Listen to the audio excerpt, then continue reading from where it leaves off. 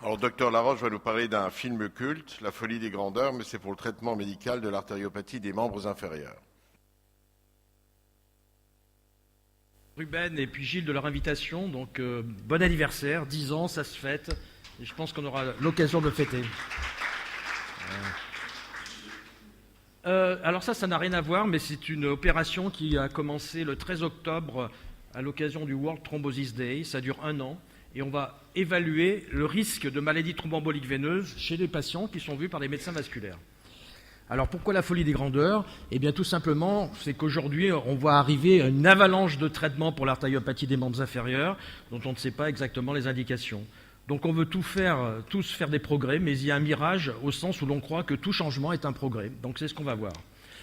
Donc vous allez avoir les guidelines qui vont être présentés par Victor Aboyan samedi je crois, sur l'artériopathie des membres inférieurs. Elles sont excellentes, il n'y a rien à dire, et vous verrez ça en détail. Les recommandations, c'est ça les recommandations. C'est-à-dire que soit on les suit tous, mais vous avez vu que ce matin, dans les différents topos, c'est 13 à 14% des médecins qui suivent les recommandations. Il y en a qui se plantent régulièrement parce qu'eux, ils ne suivent rien du tout. Et puis, une recommandation chasse l'autre, c'est l'avis des recommandations. Donc le traitement médical d'artériopathie, c'était très simple. Vous arrêtez de fumer, vous marchez, vous prenez de l'aspirine. Et puis, ou du clopidogrel, et c'est réglé. Alors, qu'est-ce qui est arrivé de nouveau? Les statines. Donc, aujourd'hui, tout au moins en métropole, 1 patient sur 2, voire 2 patients sur 3 arrêtent les statines. C'est effrayant. Or, les dernières publications nous montrent que les statines, il faut les prescrire, mais surtout à dose forte, à 40 mg, et vous allez diminuer le risque notamment d'amputation. Est-ce que c'est possible dans la vraie vie? C'est à voir. La deuxième chose, qu'est-ce qui vient d'arriver? Les inhibiteurs des PCSK9, le Praluent et le Repata. Ça a un coût certain, mais est-ce que ça va remplacer les statines ou être associé avec les statines? C'est pas évident, on ne sait pas non plus. Mais les anti-PCSK9 ont demandé récemment l'enregistrement au niveau de l'EMA, donc l'agence européenne, et il va y avoir une indication en France pour la prévention du risque cardiovasculaire chez les patients à haut risque. Ensuite, les IEC. Alors les IEC, c'est le scoop du jour. Vous allez sur le BMJ, vous avez l'article in extenso. Qu'est-ce qu'on nous dit? Eh bien que les IEC, après 5 ans d'utilisation, ça augmente le risque de cancer du poumon. Donc si les patients tombent là-dessus, plus d'IEC, plus de statine. L'impact des antidiabétiques oraux, on l'a vu hier, sur le risque cardiovasculaire en cas d'AOMI. Quelle est la place exacte? Certainement, maintenant, on va pouvoir prescrire des antidiabétiques qui sont réellement efficaces pour prévenir le cardiovasculaire, donc il faut l'intégrer à notre démarche.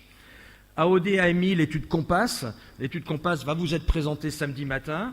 Vous savez que c'est une étude qui associe rivaroxaban 2,5 mg plus aspirine, rivaroxaban seul ou aspirine. Résultat des courses, effectivement, ça diminue le risque cardiovasculaire, ça diminue le nombre d'amputations, mais sur peu de patients, mais surtout, ça fait saigner. Alors, ce qui est paradoxal, c'est que si vous lisez l'étude, on a exclu tous les patients à risque hémorragique. Bon résultat. Alors, on nous dit, suite à Compass, qu'est-ce qu'on va faire? Ça a été publié le 19 octobre 2018 dans un congrès américain. Ils ont essayé de nous dire ce qu'il fallait faire avec cette nouvelle association rivaroxaban-aspirine. Alors, au moins de 65 ans, plus de 60 kilos, éviter les patients à risque cardiovasculaire, il faut une artériopathie symptomatique, il ne faut pas non plus de double antiagrégation plaquettaire, etc., etc.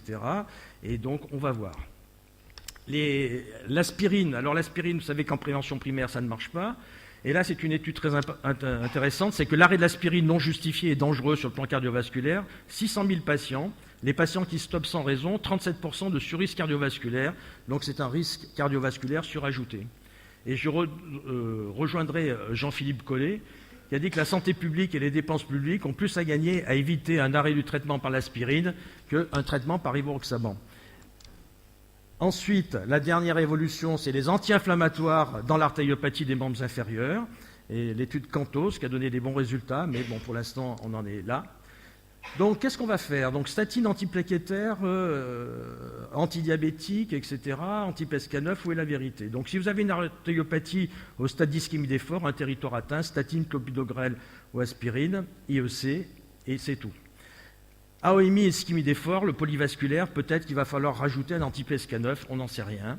Et puis, si votre patient est diabétique, eh bien, on va utiliser des antidiabétiques qui préviennent le risque cardiovasculaire. Et puis, si on sont très, très, très malades, eh bien, on va additionner tout ça On ne sait pas si c'est possible. Donc, on arrive à la fin. Le constat, c'est qu'aujourd'hui, il n'y a que 30% des patients qui ont une artériopathie des membres inférieurs qui ont un traitement complet. Vous voyez, ça, c'est une étude américaine. Antiplaquettaire, 38%. Statine, 35%. IEC, 30%. Et il y a une étude... alors ensuite, l'observance, c'est catastrophique, vous le savez. Un patient sur 2 à 5 ans, ou même à 1 an, ne prend pas son traitement.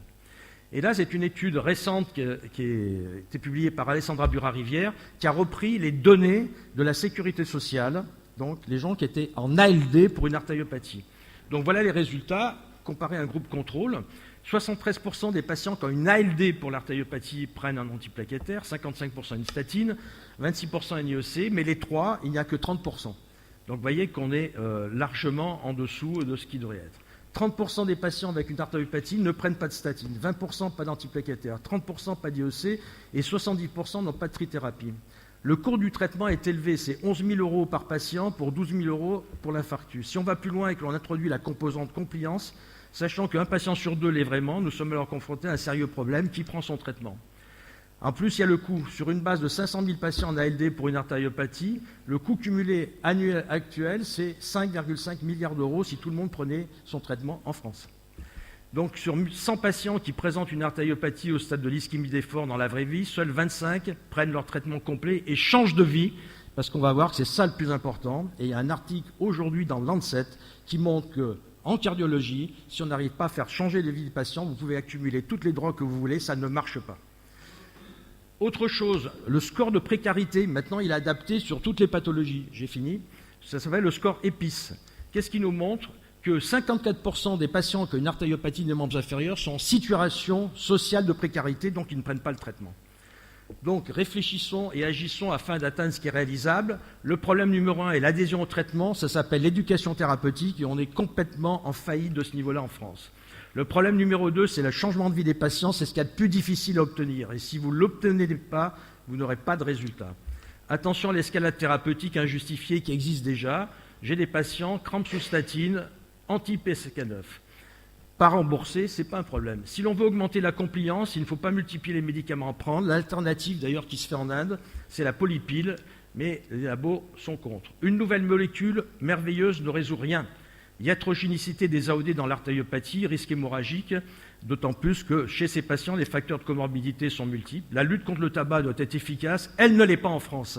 Les patients qui ont contrôlé le tabac, les pays qui ont contrôlé le tabac, la Suède a vu la diminution drastique du taux d'anévrisme de l'aorte et la conclusion des derniers papiers, est-ce qu'il faut dépister l'anévrisme dans ces pays-là? C'est certainement inintéressant.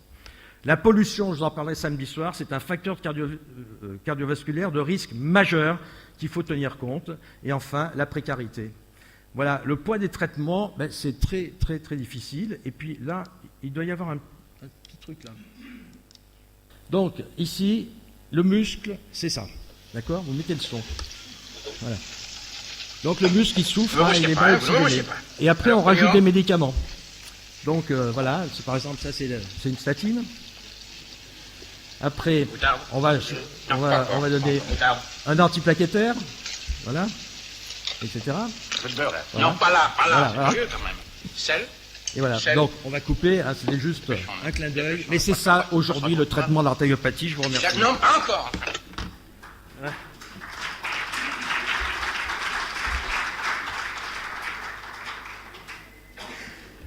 Merci beaucoup pour ce bel exposé. Ça, quelque part, nous amène à penser qu'il faut revenir aux choses simples. Hier, on avait parlé du diabète en disant que une de mes collègues disait qu'ils avaient le cerveau caramélisé et c'était difficile de les éduquer. Je crois que c'est vraiment la pierre centrale de l'édifice à gérer en premier. Je voulais revenir sur les AOD. Là, tu disais dans la présentation, ça fait saigner, donc on a enlevé dans les études les patients à risque hémorragique. Mais finalement, nous, en tant que chirurgiens, on est confrontés à une autre population, c'est aux patients qui sont quelque part à risque chirurgical. Et dans une des diapos, tu expliques que les gens à qui il faudrait peut-être proposer des AOD, c'est ceux qui sont les plus malades, les plus polyvasculaires, et je dirais quelque part les plus à risque chirurgical. Oui. Et là, on est quand même confronté à un risque de surmorbidité et surmortalité dans cette population qu'on détermine comme à risque, à qui on va mettre les AOD, qu'on risque d'opérer plus souvent, et qu'on risque d'exposer à des complications. Alors, c'est le problème de cette étude, donc Victor Aboyan va en parler, il va faire une analyse très précise, c'est qu'aujourd'hui, l'AMM va arriver en France, mais le problème, c'est qu'on n'a pas ni de score de risque ou autre, on ne sait pas chez qui ça sera les meilleures indications, parce qu'en plus, on n'a pas de recul. Donc, je pense que lui, il va se focaliser là-dessus, parce que c'est bien beau d'avoir des médicaments, mais chez qui il faut les donner, comment il faut les donner, quand il faut les donner, on ne sait pas. Donc aujourd'hui, de toute façon, on ne les utilise pas, tout au moins dans cette indication, mais je pense que Victor va nous éclairer, il arrive demain, donc ça sera parfait. Merci. Voilà, merci. Merci. Je voulais... Très courte question. question. Question à vous poser. Les artéritiques de membre inférieur, comme vous le savez, ce sont des patients polyvasculaires. Dans le traitement, comme anti-agent plaquetté, il y a des études qui ont dit que probablement le clopidogrel fait mieux que l'aspirine. Qu'est-ce que vous conseillerez en prévention chez un polyvasculaire, l'aspirine ou la clopidogrel? Oui. Alors la réponse, c'est dans les recommandations européennes, qui sont parues récemment, dont on va parler demain. Avant, on disait aspirine ou clopidogrel. C'est la première fois que dans ces recommandations, ils ont dit qu'il faut privilégier le clopidogrel sur l'aspirine, y compris sur le polyvasculaire. Donc ça serait plutôt le clopidogrel. On fait toujours référence à la même étude qui est très ancienne, c'est l'étude Capri, mais depuis on n'a pas fait mieux. Et alors là, en France, les recommandations de l'HAS qui sont très anciennes sont actualisées finalement chaque année pour le parcours patient de l'artériopathie. Pour la première fois, avant ils disaient aspirine en 1 ou clopidogrel. C'est des problèmes économiques. Mais maintenant ils ont changé. C'est aspirine, clopidogrel mis sur la même ligne. Donc il y a une évolution qui tend plus vers clopidogrel que l'aspirine. Deuxième question. Tu as parlé beaucoup du traitement médical. Bon, tu as parlé de la claudication de fort. À partir de quand tu penses que ces patients doivent aller faire un Doppler, aller faire d'autres investigations invasives dans un but de la recanalisation mécanique de l'artère des membres inférieurs? Eh bien, les chiffres sont assez précis, c'est vraiment la vraie vie. Sur 100 patients qui ont une artériopathie, 75%, enfin 75, ne verront jamais le chirurgien ni le radiologue. Ils seront traités médicalement. Bien sûr, il faut leur entraînement à la marche, etc. Il n'y en a que 25% qui vont bénéficier d'examens d'imagerie, d'une angioplastie ou d'une chirurgie. Et comment on le fait? Eh bien, soit on va se baser sur la clinique. Il faut faire, quand on fait le diagnostic de l'artériopathie, il faut faire un échodoppler complet avec la mesure de l'index de pression, ce qui n'est pas toujours fait. Comme c'est un polyvasculaire, on contrôle en même temps les carotides et l'aorte. Et quel est le but du Doppler? C'est pas de dire qu'il y a une artériopathie, c'est pas ça. C'est d'évaluer la collatéralité, voir les suppléances, etc. Et à partir de là, on peut décider. Ok, merci.